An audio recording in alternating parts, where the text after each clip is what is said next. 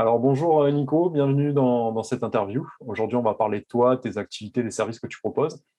Avant de rentrer dans le vif du sujet, je vais te poser quelques questions pour que mes abonnés puissent cerner un petit peu ta personnalité. C'est des questions où il ne faut pas trop réfléchir, donc voilà, je t'invite à y répondre assez spontanément. Toi, tu es plus du matin ou du soir? Plus du soir, Mac ou PC? PC, Formation en ligne ou e-commerce? formation en ligne, Crypto ou NFT? crypto, Cinéma ou Netflix? FX, Tu es plus à l'aise quand tu bosses le matin ou le soir? le matin, C'est plus efficace dans l'urgence ou te préparer en amont? préparer un Ville ou village?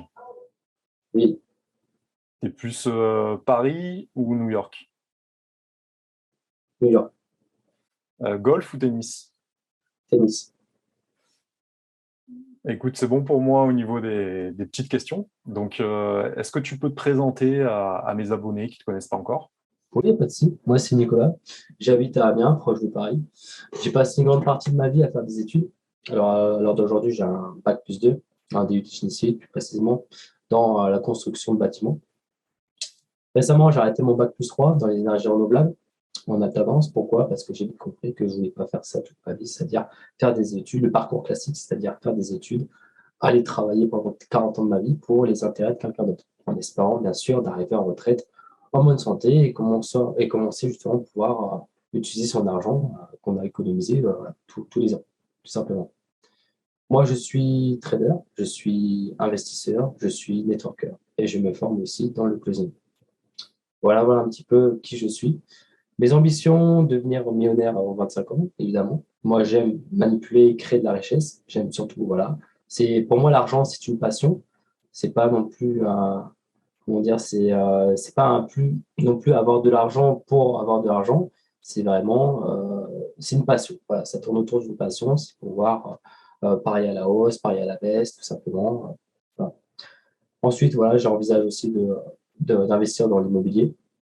Et plus tard, quand j'aurai suffisamment de fonds, pourquoi pas aider les petites entreprises à se développer, à investir dans leurs projets, tout simplement, voilà, que ce soit dans des entreprises ayant un lien avec les énergies renouvelables, ou alors des produits innovants, voilà, des produits innovants ou encore dans la technologie. Aider justement la technologie à se développer. Ok, très bien. Et tu as quel âge actuellement? J'ai 21 ans. Ok, donc ça te laisse 4 ans pour devenir millionnaire. Ouais, c'est bien, c'est un bon objectif. Est-ce que tu peux présenter un petit peu plus tes services? Comment tu accompagnes les gens justement pour les aider? Oui, j'accompagne les gens à investir leur argent intelligemment, voilà, que ce soit dans des actifs, dans des passifs, tout simplement. Quand je parle d'actifs, je parle bien évidemment de marché financier, voilà, Forex, indice boursier, actions, bourse, crypto-monnaie aussi, et ça fait partie des nouvelles technologies, NFT.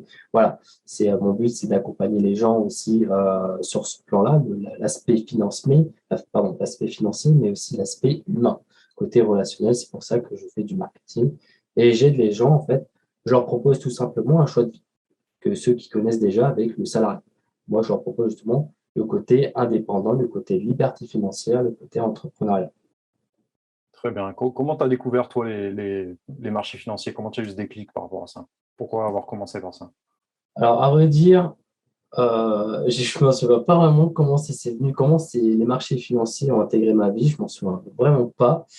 Je sais que j'ai découvert cette passion-là en mars 2021.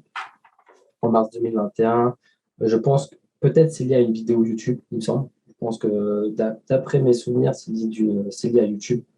Et, euh, et j'ai vu la puissance en fait des marchés financiers et je me suis dit tout de suite il faut que je me forme. Tout de suite il faut que je me forme. Et en fait c'est moi qui ai fait la démarche d'essayer de trouver des formations pour justement faire le plein de connaissances dans ces domaines-là. Donc voilà, j'étais sur des groupes Facebook, j'ai demandé est-ce que c'était possible d'avoir une formation, etc. Voilà, des personnes sont venues vers moi, exactement comme je fais aujourd'hui. Des personnes sont venues me démarcher, qui m'ont proposé une formation. Et voilà, tout part de là, finalement. D'accord. Et tu as accroché direct avec le trading? C'est ça. J'ai accroché direct avec le trading. C'est hop, une étincelle. Là, j'ai su que c'est ce que je voulais faire. C'est vraiment, bon, pas tout de suite, évidemment. Ça a mis un peu de temps, évidemment. Mais voilà, cette année, c'est vraiment, j'ai eu le déclic. J'ai eu plusieurs déclics cette année. Et je me suis dit, OK, je m'oriente dans ça. Je sais ce que je veux maintenant. Quel choix de vie je veux, tout simplement. Tu sais, il y a beaucoup de personnes qui sont dans le trading au début et qui ont tendance à perdre de l'argent dans un premier temps. Quels sont, toi, les conseils que tu peux donner aux personnes pour justement éviter beaucoup d'erreurs, même si c'est des erreurs qui sont assez formatrices, mais justement pour être en réussite dès le début? Prendre du recul, se former, évidemment. Première étape, se former. Ne pas se lancer tête baissée dans des marchés financiers, etc. Parce qu'il y a sur une étude, il y a 90% de personnes qui font du trading qui perdent de l'argent. Et c'est vrai, au final, c'est vrai. C'est pour ça qu'il y a 10% qui deviennent professionnels, qui passent leur FTMO, donc c'est une certification de trader. Donc c'est ça, c'est dans un premier temps se former, avoir les bonnes connaissances, voilà, distinguer du vrai et du faux, parce qu'on peut avoir tout sur Internet, on peut vraiment avoir de tout. Donc c'est vraiment voilà, se former et ne jamais aller trop vite. Ne jamais aller trop vite, ne jamais passer, sauter du coq à l'âne et prendre le temps, prendre du recul, se poser des questions, pourquoi je fais ça, pourquoi je fais ci. Voilà, c'est travailler aussi, ça demande du temps, ça demande du temps. Il faut pratiquer, pratiquer, pratiquer, travailler, travailler, travailler. C'est le secret de la réussite, tout simplement. Moi, je trouve que dans les marchés financiers, au niveau des investissements, on est beaucoup impacté par ce côté émotionnel, tu sais, qui peut Exactement. faire prendre des mauvaises décisions, qu'on n'a pas de vision, qu'on n'a pas de stratégie. Est-ce que ça, c'est quelque chose que tu développes dans tes programmes d'accompagnement, tout ce côté mindset et tout ce côté se dégager de l'émotion? Exactement. C'est-à-dire, voilà, je conseille aux gens de rester, comment dire, avoir un certain équilibre émotionnel, tout simplement. C'est-à-dire ni trop bas, ni trop haut, mais rester au centre. Et même si les gens perdent de l'argent, il faut se dire une chose, pourquoi je perds de l'argent? C'est le pourquoi qui est intéressant. Et c'est comme ça que les gens vont commencer à établir une roadmap, en quelque sorte, de leurs objectifs sur du court terme, du moyen terme ou du long terme, tout simplement. Donc oui, j'apporte ce côté mindset, cet accompagnement aussi aux gens, donc tout simplement. Ok, c'est intéressant. Je mettrai en description évidemment tous les liens qui te concernent. Je sais que tu as un Discord où tu es assez actif et que tu as une vraie communauté qui est à l'intérieur, où tu apportes beaucoup de valeur aux gens. Les personnes qui viendraient vers toi, tu as tendance à... Comment est-ce que tu fais pour les aiguiller et les conseiller d'aller soit sur les marchés financiers, soit d'aller plutôt sur de la crypto? Est-ce que c'est en fonction du profil de chacun ou est-ce que c'est un libre choix de leur part? Comment est-ce que tu peux conseiller? C'est des domaines assez différents.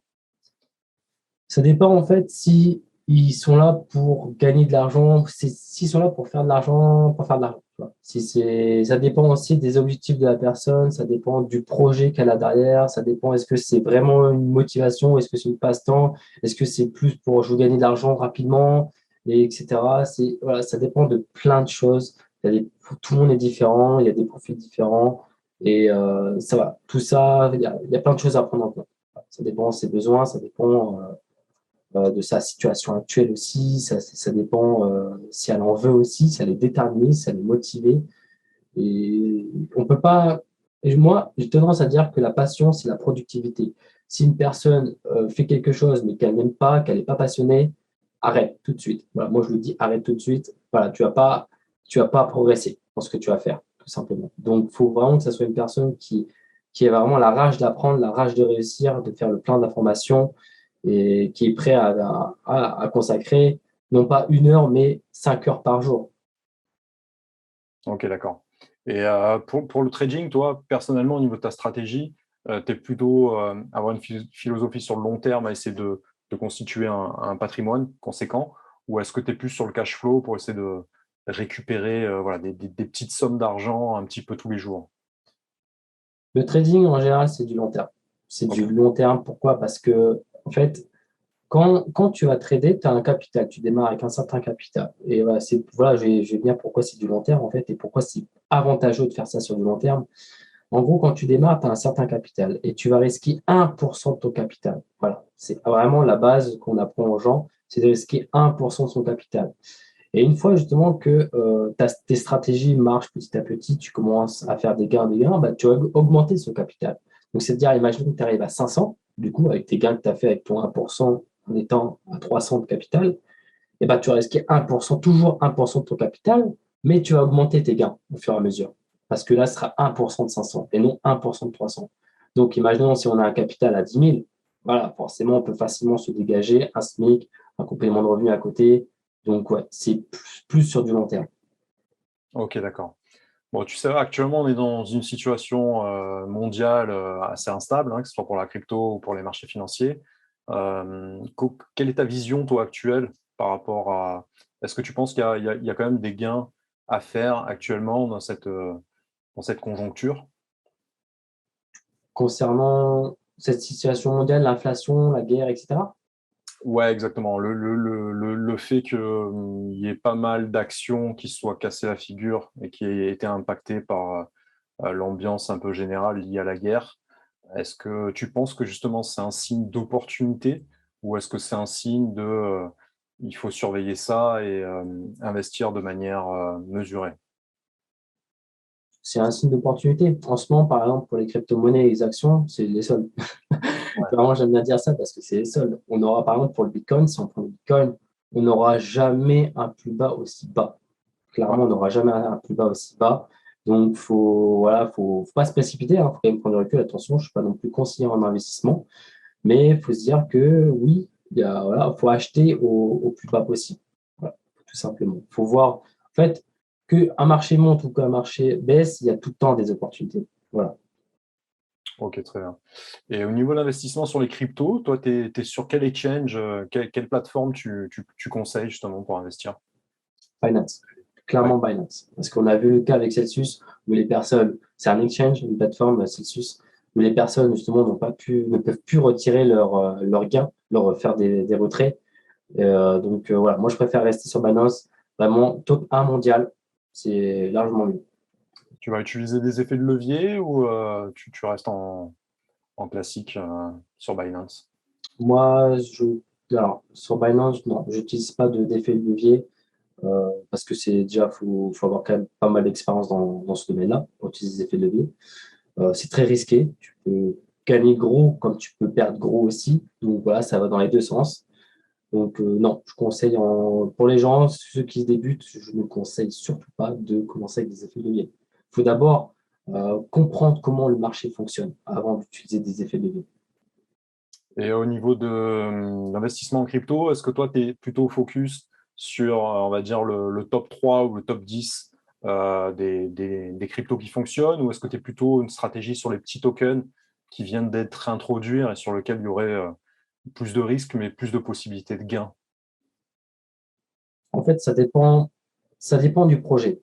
Ça dépend du projet, ça dépend de plein de choses. Quand on choisit un projet crypto, il y a la capitalisation boursière, regardez, les PDG, les CEO, la roadmap, tout ça, euh, le nombre de jetons en circulation.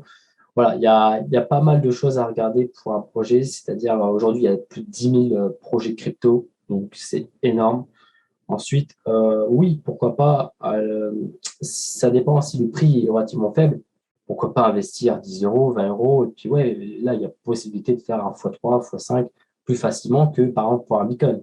Un Bitcoin à l'heure actuelle à 20 000 dollars. Donc oui, ça dépend le profil du risque de la personne. Ça dépend si elle a plutôt une vision, encore une fois, à court terme, moyen terme, long terme.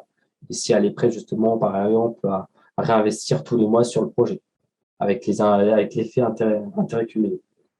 Ouais, ce qu'il faut expliquer sur les cryptos, c'est que c'est vrai que la plupart des personnes ne comprennent pas, mais en vérité, il y a des grosses communautés qui sont derrière, et c'est pour ça il y a il faut beaucoup se documenter, il faut beaucoup s'instruire sur justement les histoires, les projets, etc., pour essayer de repérer un peu les pépites qui peuvent monter.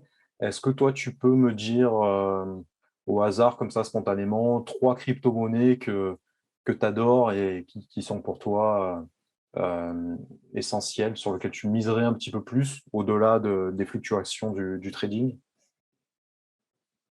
Alors, trois crypto-monnaies, alors il y aurait ADA, XRP et je n'ai pas vraiment en tête, mais Decentraland. Voilà, Mana. Ok. Moi, j'étais longtemps sur XRP et c'est vrai que voilà, je pensais que ça allait péter un petit peu plus vite. Alors, on en revient toujours cette vision long terme, etc. Mais c'est vrai que moi, vu que j'investis pas mal dans l'immobilier, parfois on a besoin de récupérer des liquidités pour aller sur d'autres projets. Toi, tu as toujours une confiance sur XRP, sur le fait que c'est une crypto avec des institutions derrière qui peuvent faire en sorte que le truc puisse péter. Oui, une totale confiance en XRP. Les banques, à l'avenir, vont utiliser justement le protocole XRP pour effectuer leurs transactions. Donc, il y aura des milliards et des milliards qui vont être injectés sur XRP. Voilà. Donc, ça va, après, à un moment donné ça va exploser. C'est juste une question de temps, au final. C'est juste une question de temps pour que les banques se disent, ah bah effectivement, là, on est en train de, comment dire, en parler beaucoup, beaucoup de la crypto-monnaie. Donc voilà, il y a encore cette réticence vis-à-vis de ça concernant voilà, le gouvernement, les banques et la crypto-monnaie. Voilà. C'est juste une question de temps au final pour que les deux se mélangent. Et selon toi, alors là, on est sur des questions un peu Nostradamus, mais au niveau de l'écosystème crypto, tu crois qu'à partir de quel moment le marché sera mûr, dans le sens où voilà, les institutions vont adopter à 100% ce système et du coup, on se retrouvera avec une stabilité accrue. Tu penses que voilà, à partir de quand XRP justement devrait péter et à quel moment ça deviendra incontournable selon toi? Bon, c'est dur à dire, mais Hum, Bah, quand justement quand en fait tu veux savoir un petit peu enfin quand le XRP exploserait ou ouais, péterait. je pense que tu peux difficilement le dire, mais selon toi, voilà, ça peut être dans 6 mois. Tu sais, on parle du procès qui va prendre fin, donc dans 6 mois ou plutôt dans les 5 ans qui viennent, on va dire. Encore une fois, j'ai pas non plus une boule de cristal, donc je peux pas non plus voilà, prédire et tout. C'est totalement logique, mais c'est juste faut regarder en fait, faut tout le temps s'informer en fait. Faut tout le temps s'informer, que ce soit sur le Mark Zuckerberg, que ce soit sur la situation économique, sur les mesures, comment dire, les mesures gouvernementales, etc. Donc il y a plein de choses à prendre en compte. Faut tout le temps être à l'affût, à l'actualité en fait. Quand on est dans les marchés financiers, c'est tout le temps avoir les news dès le début, être premier à avoir les news, quoi, les bonnes informations.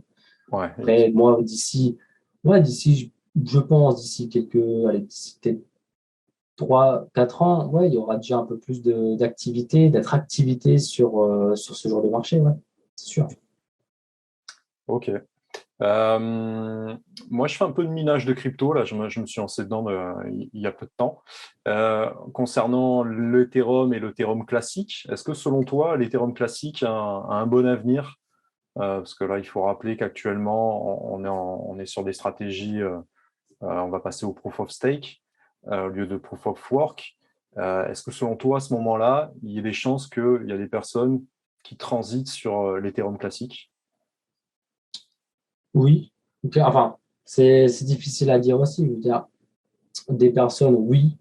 Après, ça dépend en fait de comment les gens voient ça aussi. Ça dépend de quels objectifs ils ont aussi. Ça dépend de plein de choses. Surtout que là, bientôt, il y aura l'Ethereum 2.0 qui va arriver. Donc, forcément, il y aura aussi pas mal de bascules. Voilà. Ouais, il y a ça aussi qui joue pas mal. Est-ce que tu peux me parler justement des NFT? Alors, il y en a qui comprennent, il y en a qui ne connaissent pas du tout. Est-ce que tu peux expliquer un petit peu ce concept? Oui, alors tout d'abord, NFT, c'est un token non fungible, donc no fungible token, tout simplement. Donc, c'est pas quelque chose qu'on peut échanger comme de la crypto-monnaie, puisque là, c'est à une valeur unique. Voilà, c'est une clé privée unique, tout simplement. Il faut voir ça comme une œuvre numérique, tout simplement. Par exemple, les gens achètent des œuvres d'art, comme par exemple un Picasso ou un Van Gogh, et ils le gardent chez eux, tout simplement. Ils le gardent chez eux et personne n'est au courant, en fait, qu'ils ont une œuvre d'art qui vaut des millions chez eux. L'avantage, en fait, des NFT, c'est que les gens peuvent acheter une œuvre numérique et la partager au monde entier, comme avec les board apps, par exemple, les singes de l'espace. Donc voilà, les NFT, c'est ça. Faut voir ça comme. Alors, il y en a qui voient ça comme une collection. Voilà. Il y en a qui collectionnent des NFT. Il y en a qui font de l'achat-revente avec les NFT. Il y en a qui font ça pour des raisons voilà, personnelles, des raisons aussi artistiques. Voilà. C'est vraiment tout un univers, en fait. Tout un univers qui est en train de se développer et prendre de l'importance. Est-ce que toi, tu es très impliqué là-dessus? Est-ce que tu as des projets dans les NFT? C'est quelque chose qui t'intéresse? Oui, les NFT, j'en ai acheté quelques-unes. Il y a alors, faut savoir qu'il y a énormément de projets frauduleux, il y a énormément d'arnaques aussi dans les NFT, comme dans tout, on va dire. Donc, c'est pour ça qu'il faut se renseigner au maximum, faire ses propres recherches aussi sur le projet, voir si c'est solide, voir si c'est cohérent et tout. Donc, oui, c'est ça, faut se renseigner en fait. C'est à chaque fois, c'est ça, on repart de la base, vraiment la base de la base, c'est-à-dire on ne rentre pas dans un domaine qu'on ne connaît pas, tout simplement. Il faut faire ses propres recherches et, et c'est propre à chacun, tout simplement. L'investissement, la crypto-monnaie, les NFT, les marchés financiers, c'est propre à chacun. Voilà, faut pas suivre les gens. C'est comme tu le sens, en quelque sorte. Voilà, c'est comme tu le sens, c'est tout simplement. Tout Ouais, simplement. ouais, ouais. Qu'est-ce que tu pourrais dire à des gens justement qui ont encore des blocages par rapport à l'argent, par rapport au fait d'investir leur argent? Quels petits conseils tu pourrais leur donner? Je sais que voilà, bon, chez moi, ça a beaucoup changé ma vie, le fait d'investir. Je sais que chez toi aussi. Pour les personnes qui sont encore réticentes, on sait que les Français ont encore un certain blocage à parler argent, etc. C'est encore mal vu. Donc, qu'est-ce que tu pourrais conseiller à quelqu'un qui justement regarderait cette vidéo et qui hésiterait un petit peu à se lancer? Il ne faut pas hésiter dans le sens où, en fait, on a tous de l'argent qui dort sur notre compte bancaire, qui ne travaille pas, et au fil des années, on sait que l'euro perd de sa valeur au fil des années. Surtout qu'avec l'inflation, c'est le bon moment aussi d'investir, c'est le bon moment d'investir aussi son argent, de faire travailler, c'est important de faire travailler son argent et éviter qu'il dort sur un livret A ou sur un PEL, voilà, un livret A qui rapporte 1% par an et encore. Donc, faut réussir en quelque sorte à gagner de l'argent même en dormant. Et c'est ça, en fait, la première chose à faire dans l'investissement, c'est réussir à gagner de l'argent même quand on dort, même quand on travaille, même quand on fait une activité, etc. Donc, faut pas avoir peur d'investir. Je demande pas aux gens d'investir non plus, voilà, 5 000 euros, hein, non, loin de là.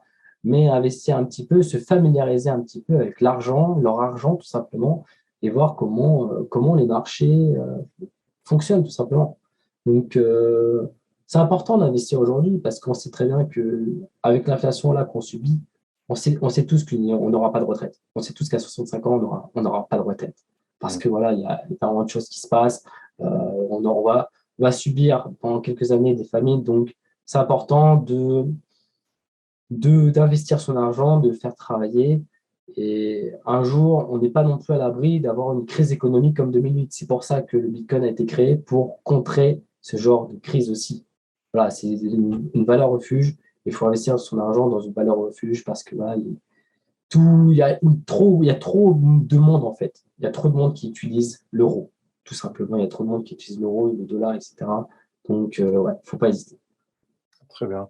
Et au niveau des solutions justement d'accompagnement que tu proposes pour voilà, les personnes qui veulent concrètement se lancer, est-ce que tu peux détailler un petit peu tes solutions d'accompagnement justement pour aider les gens à se lancer et à investir? Une solution d'accompagnement, déjà, faudrait effectuer un premier rendez-vous, c'est important, connaître un petit peu le profil de la personne, parce que voilà, je ne vais pas non plus diriger une personne comme ça dans un projet ou quoi que ce soit, ou, voilà, dans une activité, c'est comprendre un petit peu ce qu'elle veut, tout simplement. Donc, l'accompagnement, pour moi, ça se passe par une phase de discussion, euh, voir un petit peu quels sont ses besoins, tout ça. Ah, et après, là, je pourrais effectuer un plan d'accompagnement et un truc concret. D'accord, ok. Ok. Toi, principalement, Discord, c'est le centre de ton écosystème au niveau de ta communauté. Est-ce que voilà, c'est quelque chose qui est arrivé assez récemment dans le business en ligne? Il y en a encore beaucoup qui sont sur les réseaux sociaux. Maintenant, il y a une transition qui va se faire sur Telegram ou sur des groupes comme Discord. Est-ce que tu peux m'expliquer tout le bénéfice que toi, ça peut apporter dans ton business pour aider les gens?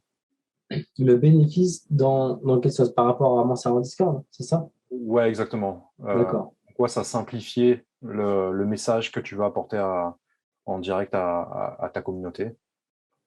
Discord, c'est bien dans le sens où je peux envoyer un message et il y a plusieurs monde qui peut voir ce message-là. Donc, c'est top. Ensuite, Discord, l'objectif, c'est aussi d'aider les gens dans tout ce qui est NFT, crypto-monnaie, les gens qui ne s'y connaissent pas, de les accompagner aussi, leur faire découvrir un petit peu cet univers-là, tout simplement. Moi et mes collègues, évidemment, je ne suis pas seul à travailler, mais voilà, aujourd'hui, les métiers numériques, c'est l'avenir. Il y a de plus en plus de gens qui préfèrent, voilà, qui font du télétravail, qui travaillent pour eux, tout simplement, parce qu'ils n'ont pas envie de faire 8 heures de boulot dans une boîte, enfin, faire la route jusqu'à leur entreprise, refaire le retour jusqu'à chez eux. Surtout qu'en ce moment, l'essence est en train d'augmenter, l'inflation, tout est en train d'augmenter. Ça leur coûte de l'argent, ça leur coûte de temps. Donc, l'objectif, c'est ça, c'est optimiser l'argent-temps. Voilà, gagner du temps, en même temps gagner de l'argent. Et c'est ce que le salariat ne propose pas. Et moi, sur le Discord, pour revenir au Discord, je propose aux gens, voilà, de développer leur propre business en ligne.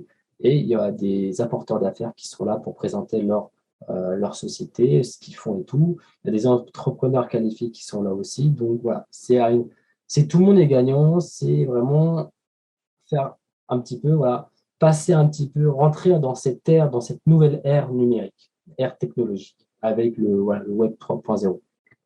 Ouais, c'est intéressant. Et en termes de structure, en termes d'équipe, tu penses que pour alimenter un Discord un peu dynamique, combien est-ce qu'il faut de personnes impliquées dans le projet? Je ne pourrais pas répondre à cette question, dans le sens ça dépend, ça varie. Ça dépend du profil de chacun, ça dépend de tout, en fait. Ouais, ouais. C'est ça, ça dépend. Ouais, on peut très bien, il y en a, et j'ai vu des Discord qui sont gérés par 5 personnes, et voilà, ils gèrent une communauté de 3000, 5000 personnes. Donc, ça dépend aussi de l'organisation des gens, ça dépend. Voilà. Ouais, ouais, ouais, ouais. Est-ce que tu as des ressources à partager pour aider les gens? Des ressources qui ont été inspirantes pour toi, que ça peut être des livres, ça peut être des films, ça peut être des blogs, ça peut être une chaîne YouTube. Est-ce que tu Oui, as des trucs à partager pour aider les gens? évidemment, évidemment. Je conseille aux gens de le lire. Je conseille aux gens de le lire. Pourquoi? Parce que la connaissance de ce monde se trouve dans des bouquins, tout simplement. Il y a des gens qui ont consacré 40 ans de leur vie pour des travaux et qui ont résumé ça dans un seul livre. C'est-à-dire, tu lis un livre, tu sais que tu as lu 40 ans d'une vie d'une autre personne, de l'auteur, tout simplement. Donc, c'est de la connaissance, c'est du gain de temps, c'est très, très avantageux de lire. Il y a plein de bienfaits dans la lecture. Voilà, ça développe aussi l'esprit créatif, ça développe aussi le vocabulaire. Donc oui, je conseille aux gens de lire. Moi, le livre comment dire, qui m'a impacté, qui m'a marqué, c'est Ouais, Père riche, Père pauvre de Robert Kiyosaki. pareil. Si vous voulez comprendre un petit peu qu'est-ce que l'éducation financière, comment marche l'argent tout simplement, si vous voulez faire la différence entre un actif et un passif, je vous conseille de lire ce livre-là. Vous allez tout comprendre et vous ne ferez plus, voilà, vous ne ferez plus les erreurs que vous avez fait avant, tout simplement. Donc oui, il y a énormément de livres. Je conseille Robert Kiyosaki, je conseille aussi Ne coupez jamais la poire en deux de Chris Voss, voilà, un négociateur du FBI. Mais là, on rentre un petit peu dans l'aspect psychologique, communication avec autrui. Donc voilà. Et après, il y a aussi les grands classiques, Les secrets d'un esprit millionnaire de T. Harv Eker, Mm. Réfléchissez et devenez riche, tout simplement. Il y a des excellents, excellents bouquins. Ouais, je suis d'accord, hein. C'était très bon livre, hein, que j'ai lu aussi. Comment tu vois l'avenir du business en ligne, toi? Tu as déjà expliqué que selon toi, c'était l'avenir, et c'est vrai que il y a l'ancienne génération qui devient un peu obsolète parce que ils ont des difficultés déjà avec l'informatique, etc. Toi, selon toi, à notre niveau en France, on est à quel pourcentage du développement de cette économie? Est-ce que tu Oh, penses qu'on est au tout début, aux prémices? ouais, enfin, au tout début, ça commençait bien avant, hein. Ça commençait bien avant, les métiers numériques, ça commençait bien avant. On est encore au début, il y a une minorité de personnes qui font ça. Dans le sens, ça va demander du temps, ça va se faire sur des dizaines et des dizaines d'années. Pourquoi? Parce que, en fait, pour, comment dire, pour réussir à exercer pour exercer un métier numérique, voilà, se lancer dans les métiers numériques, il faut passer par une étape qui est le déconditionnement, tout simplement. Parce que, en fait, les gens sont conditionnés depuis leur temps d'enfance, depuis qu'ils sont tout petits. Et voilà, on nous dit qu'il faut faire des études, il faut trouver, enfin, passer des entretiens, trouver un emploi, nous endetter à la banque pendant 30 ans et travailler 40 ans pour les intérêts de quelqu'un d'autre, etc. Donc ça, c'est vraiment ce qu'on nous dit de faire. C'est-à-dire que si tu fais pas d'études, eh ben, tu n'auras pas un bon travail et au final, tu vas gâcher ta vie, tu vas pas réussir ta vie. Donc, il y a vraiment cette phase-là qu'il faut prendre en compte avant de se lancer dans les métiers numériques. Parce que les métiers numériques, c'est donc l'entrepreneuriat en quelque sorte. C'est l'entrepreneuriat, on travaille pour nous, tout simplement. Donc, voilà, il y a une phase un petit peu psychologique avant de se lancer avant d'exercer un métier numérique. D'accord, très bien. Et comment est-ce que toi, ton acquisition client, ta prospection, comment est-ce que tu trouves tes clients, toi? Parce que j'ai vu que tu n'avais pas forcément de chaîne YouTube, etc. Donc, toi, tu es sur un autre schéma, entre guillemets. Ouais. Moi, je suis sur un autre schéma, c'est-à-dire la méthode classique, traditionnelle. Aujourd'hui, en fait, on a la chance d'avoir des réseaux sociaux avec de nombreuses personnes qui ont des comptes. Voilà, tout simplement, moi, mes clients, mes prospects, j'aime pas dire clients, je préfère utiliser le terme plutôt prospect, c'est mieux.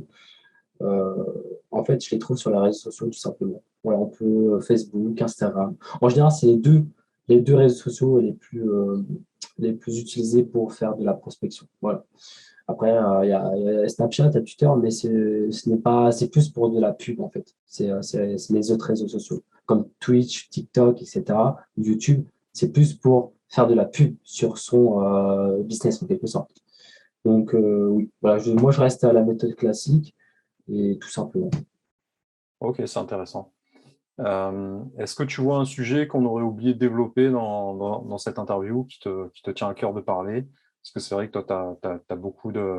Tu es un peu couteau suisse, hein, tu as pas mal de cordes à ton arc et c'est très bien. Est-ce qu'il y a un sujet que tu aimerais développer? Un sujet, pas, comment dire, pas vraiment, c'est juste voilà, des conseils que je peux donner aux gens, c'est-à-dire ne pas hésiter. Voilà, les gens n'ont rien à perdre. Ils ont que à gagner, tout simplement. Dans ce monde, voilà, les gens n'ont rien à perdre, ils ont que à gagner. Il faut se lancer un jour ou l'autre.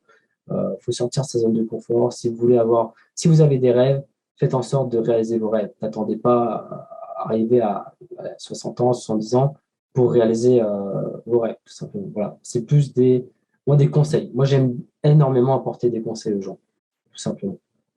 Ouais, exactement. C'est vrai qu'il faut passer à l'action. La vie passe très vite, la vie est très courte, donc c'est vrai Exactement. qu'il faut vraiment passer à l'action rapidement. Si tu avais un top action à donner aux gens justement qui nous regardent, on va prendre le pire des cas, c'est-à-dire la personne qui est salariée, qui est mal dans son travail, qui n'a pas d'épargne de côté, qui serait locataire. Voilà, le cas un peu compliqué, entre guillemets, avant qu'il ait ce déclic-là. Quel est le top action que tu puisses donner de conseil à cette personne pour reprendre sa vie en main? Si la personne n'aime pas ce qu'elle fait, etc., tout simplement, il faut qu'elle arrête. C'est-à-dire, ne continuez pas quelque chose que vous n'aimez pas faire. Vous allez perdre du temps, ça va jouer sur votre état de santé aussi, parce que voilà, les émotions, c'est lié aussi à la santé, ça va jouer aussi sur votre humeur et tout. Donc voilà, le temps passe, le temps qui passe ne se rattrape jamais. Voilà, tout simplement, le temps ne se rattrape jamais, le temps perdu ne se rattrape jamais. Et, euh, et voilà, et aujourd'hui, on n'a qu'une seule vie. Si vous avez des rêves, qu'est-ce qui vous empêche d'atteindre ces rêves, tout simplement? Posez-vous les bonnes questions, en fait. Faites le point sur votre situation et dites-vous qu'est-ce, quel genre de vie je veux avoir, tout simplement. Voilà, quel genre de vie je veux avoir. Faut savoir, en fait, faire un petit peu son introspection. Il faut savoir faire un petit peu, prendre du recul sur sa situation, sur ses décisions. Pourquoi vous vous levez le matin, tout simplement. Demandez-vous pourquoi je me lève, pourquoi je travaille, etc. Voilà, si vous avez un travail pour avoir votre salaire, arrêtez. Parce que si c'est que l'argent qui vous intéresse, justement, voilà, travaillez dans des domaines qui ont un lien avec l'argent direct, pur et dur, tout simplement. Donc, voilà, faut trouver votre pourquoi, il y a des solutions, hein, il y a des solutions pour n'importe quelle situation, hein. À chaque problème, comme je dis, à chaque problème, une solution. Après, il y a des personnalités différentes, mais donc on ne va pas conseiller ça aux gens, ça dépend un peu des cas. Mais toi, personnellement, tu es plus du style à brûler tes navires, c'est-à-dire, pour expliquer aux gens, c'est un peu la stratégie qui dit, voilà, on quitte tout, on se jette à fond, à 100%. et on est plus efficace là-dedans, ou est-ce que tu conseillerais plutôt de garder une petite sécurité, c'est-à-dire garder dans un premier temps un travail de salarié et à côté, essayer de commencer à amorcer des business? Toujours garder la sécurité de son emploi. C'est très, très important. Il y a énormément de personnes, de jeunes aussi, qui font ça, c'est-à-dire qu'ils arrêtent tout, leurs études et tout. Il y a des gens qui arrêtent leur travail pour se lancer dans ça. Non, c'est la mauvaise chose à faire, c'est la pire idée qu'il faut faire. Il faut quand même garder son emploi. Et après, le soir, oui, au lieu, par exemple, de regarder une série Netflix, et ben là, vous formez, là, vous faites plein de connaissances, vous formez dans un domaine qui vous intéresse, tout simplement. Et une fois que vous gagnez suffisamment avec votre activité secondaire, et ben, vous pouvez arrêter justement de travailler, tout simplement. C'est vraiment un effet de balance, en fait. Hmm. C'est-à-dire que voilà, c'est un effet de balance.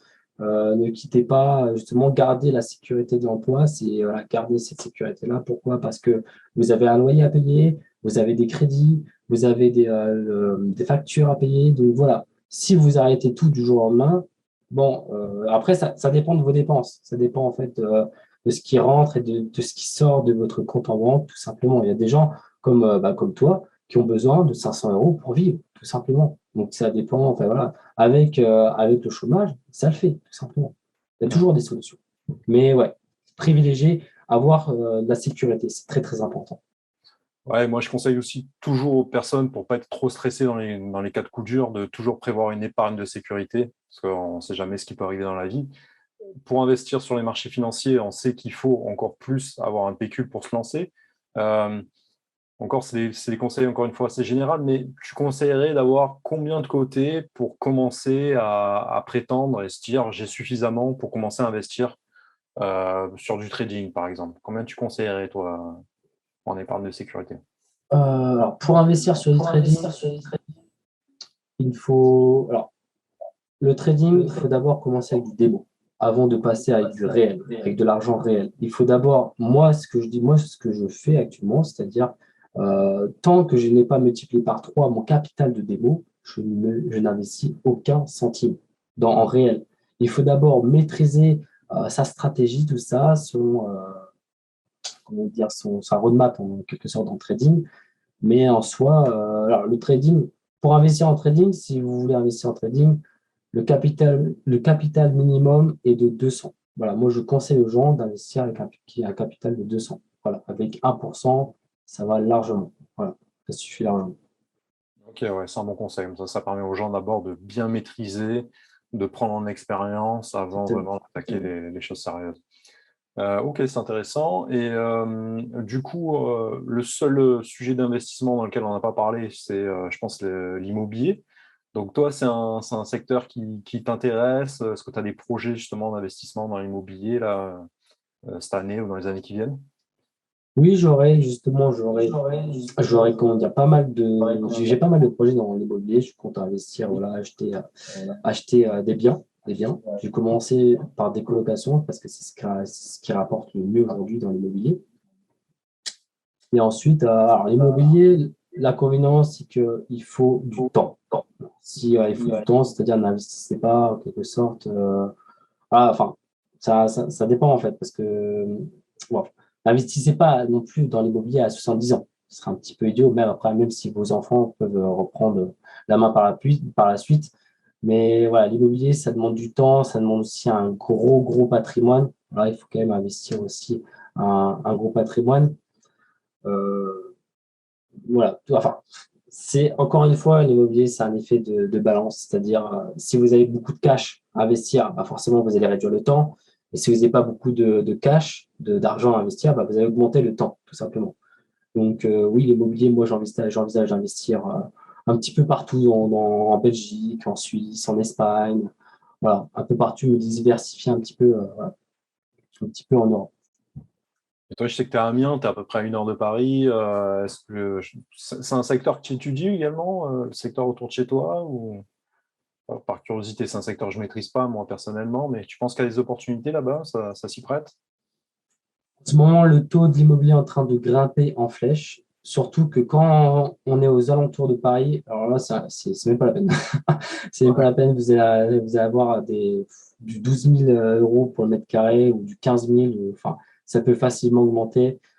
Si vous deviez investir dans l'immobilier, moi, je conseillerais plus à l'ouest de la France ou dans le sud, tout simplement. Ok, c'est intéressant. Bah, écoute, merci du temps que tu as apporté à mon audience. Est-ce que tu vois un autre sujet qui tient à cœur, que tu aimerais qu'on développe ensemble avant de se quitter? Non, je pense que j'étais très très limpide sur tous les sujets. Donc, si les gens ont des questions, il y a pas de souci, je pourrais y répondre. Bon, super, bah, c'était au top. Écoute, j'invite tout le monde, toutes les personnes qui regardent vraiment à aller découvrir ton Discord, à aller regarder un petit peu en description ce que tu proposes. Voilà, tu es quelqu'un de très passionné, d'humain, et ça se sent vraiment. Et tu t'es encore très jeune, d'ailleurs, je voulais te féliciter parce que avoir déjà ce mindset avec à l'âge que tu as, c'est quelque chose qui est quand même assez impressionnant. Et par rapport à ça, bah voilà, c'est très inspirant de rencontrer et d'échanger avec des personnes qui peuvent nous motiver, peuvent nous inspirer à faire de grandes choses. Donc j'invite vraiment tout le monde à aller découvrir ce que tu fais et à te contacter tout simplement pour avancer dans leur vie. Je te Merci Nicolas remercie, pour cette Sylvain. Je te interview. remercie. Bah, Allez, merci à toi aussi voilà, de me mettre en avant aussi sur ta chaîne. Ça fait super plaisir. Donc, ouais, merci infiniment avec pour grand ton temps plaisir. aussi. Bon, super. Bon, une très bonne journée, à bientôt. Ciao, ciao. Merci à toi aussi. Ciao, ciao.